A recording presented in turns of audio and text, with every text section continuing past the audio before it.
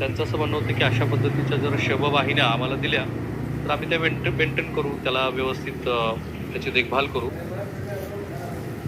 तानाजी सावंत यांच्या काळातील खरेदीचा गोंधळ उघड, 35 कोटींच्या 100 शववाहिका धूळ खात पडल्या.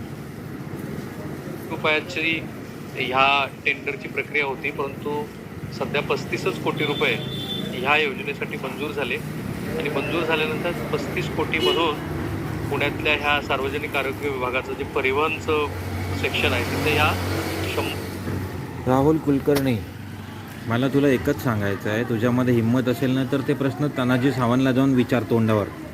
तुझ्यामध्ये हिंमत असेल ना, तू खरंच जर रिपोर्टर असशील तर तू जाऊन डायरेक्ट तानाजी सावंतला विचार, या रुग्णवाहिका इथे धूळ खात का पडल्या आहेत आणि तुमच्या पोराकडे 80 लाख प्रायव्हेट जेटसाठी आले कुठून.